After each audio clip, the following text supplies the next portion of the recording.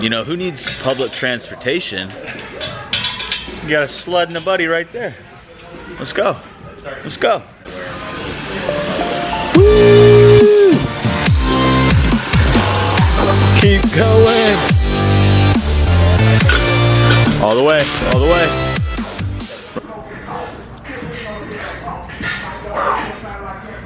Let's go.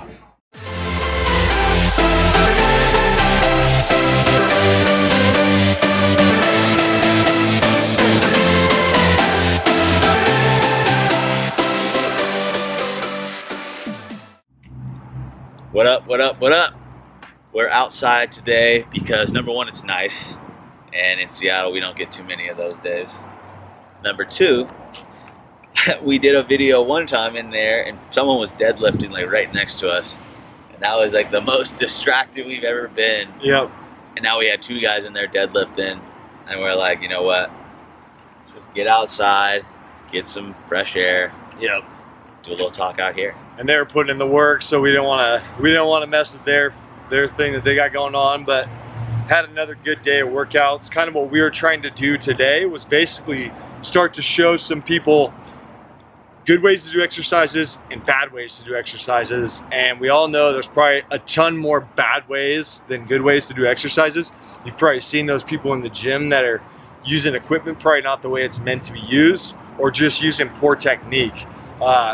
And what we talked about before this was kind of how basically that's sacrificing your longevity and your ability to, you know, work out for a longer period of time. Because if you're in the gym doing poor reps, that's going to lead to injury, and that's just going to not make you successful with what you're trying to do. So, well, yeah, it's gonna hurt. You're gonna be more eligible for injury, but at the same time, you're really not working the muscles you're intending to work.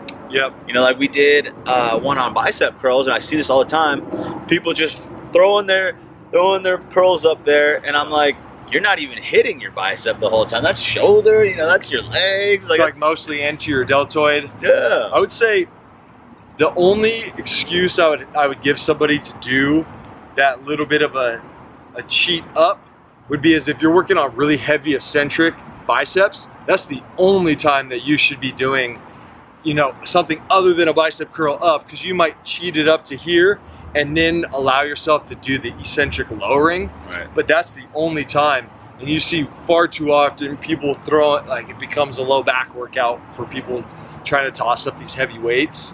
And so that's one of the things that you got to think about is, what are you trying to accomplish in the gym? And how can you do it safely without sacrificing the risk of injury, or a higher risk of injury at least. And I think what most people have to do, and I tried to break this down in another video, is like do your exercise and think about how you're doing it. You know, because I see a lot of people, like I broke this down for bench press. I see everyone bench pressing like this, and I'm like, think about what this exercise is doing. You're trying to push. Yep. With some force. So I broke it down like, if you were coming up to push somebody, are you gonna walk up like this? No way. Yeah. You're gonna come here and keep your hands in and give them a real shove. Yeah. So why would you grab weights and do anything different? So you got to think about these things, like think about what you're doing and what it's benefiting you. And then from Mitch's standpoint, he's talking about power production. And that's a really valid point. You're not going to generate any power from that position. And then from my standpoint, as a physical therapist, what I see when someone does that high elbow shoulder press is a ton of anterior shoulder stress and susceptibility to shoulder and chest injuries, especially shoulder impingement, which a lot of you that are working with a lot of overhead presses anyway are probably feeling, you know, that pain right at the tip of your shoulder when you reach overhead. And so not having that high grip bench where you're really putting yourself in that impingement position is going to really benefit you in the long run. So keep those shoulders down in that neutral position. And that's where, you know, we're trying to put out some content on how you guys can do these exercises correctly, but it's always okay to go on and try and find somebody who's an expert or at least knows what they're doing, demonstrate an exercise before you do it, so that you're not just going into the gym and doing your own style of these exercises that could get you hurt. Well, and that's what, like, for a while, because like I said, think about what muscle you're trying to work and why you're doing these exercises when you're doing them, because you know, people get stuck in these habits. You know, I've always done it this way, and you don't even think that, you know, when you're curling, you don't even think about why you're doing it that way. That's just how you started. So think about, like, and even like deadlifts, when people get hurt, it really makes it a lot more simple when you realize what muscles you're trying to work. The form kind of comes into play. You know, when you want to work your biceps and you start doing this, and then you start thinking, wait, do I even feel that? Right? Like deadlift, do I feel it in my hamstrings, or is it all in my back?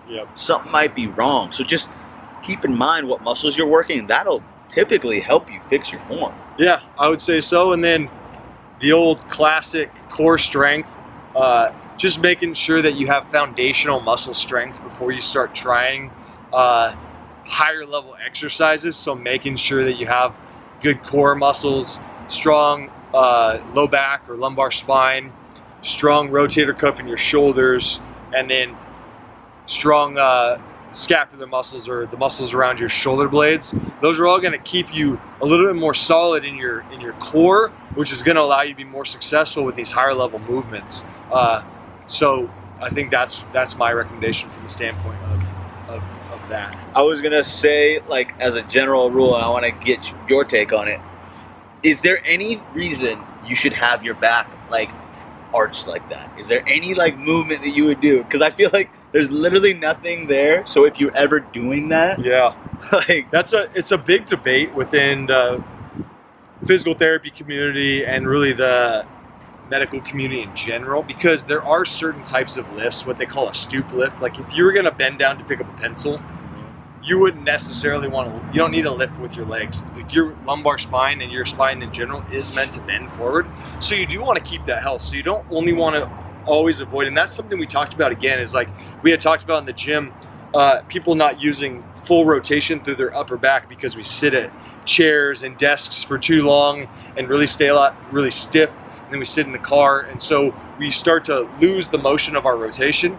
Well, I think that's the same with the forward bend. You should be able to forward bend and get all the way down to your toes with arching your back, but I would say the safest way to lift anything loaded, like a deadlift, would be to keep that neutral back, and not even some of the people that are getting way too far into the arch where they're at extension end range, so they're just shoving the joints in the low back together, which are, you know, that can be problematic in itself.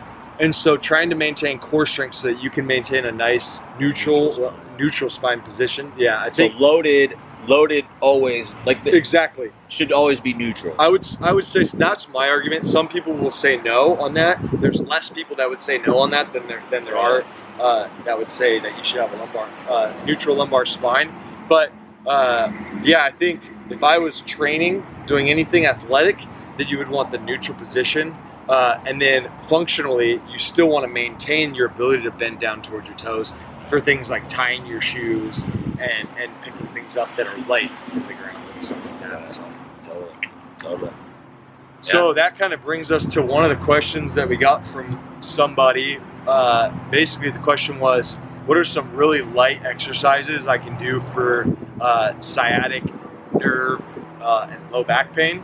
Was basically what the question was. So really, my two go-tos on like a sciatic nerve pain would be, first of all, you got to figure out where it's coming from. So if you've been having chronic low back pain, it'd probably be a good idea to get a physical therapist or your medical provider to look at your low back and see, is this coming from low back, or is this coming from some type of peripheral nerve impingement at the hip or in the leg? But the two that you can really go to and just see if it helps, because it's not gonna be harmful, is the piriformis stretch. So basically, you'll lay on your back, you'll pull your knee to the opposite shoulder, and then you'll pull your foot up that same way, so you should feel a stretch right in the back of your hip. That's the number one that I would prescribe to most people, because that muscle doesn't get stretched enough, and the sciatic nerve passes right through that muscle. And then the other one that I would do is called the sciatic nerve floss, which is basically looks like a hamstring stretch, where you lay on your back, put your hands behind your thigh, and then you're just gonna pump your ankle up and down at that point of tension and just kind of imagine yourself kind of taking tension on and off the back of your leg there. And so those are my two go-tos for that, and see if that helps you out a little bit. And if not, probably see somebody and see where the actual root cause of it is, because these things can come from a lot of different areas. Yeah, I mean, like we've been saying, the two main things today, I think, are number one, like learning how to do these things right so you can do them for a long time. Yep. And then number two, if things are feeling different, like think about that. Yep. Think about what you're doing in there, how you could change that. What can you make different? And there's tons of different stretches, tons of different information out there. Yeah, and I think what we can bring you guys, and from like Mitch's standpoint of online coaching and doing some of the training stuff that he's doing now, is we can try and give you guys some more information on how to be successful with not only just the training in the gym, but how to do your recovery. So what stretches should you be doing after certain workouts? How should you be eating post-workout, pre-workout? How to set up a schedule to be more successful with getting to the gym.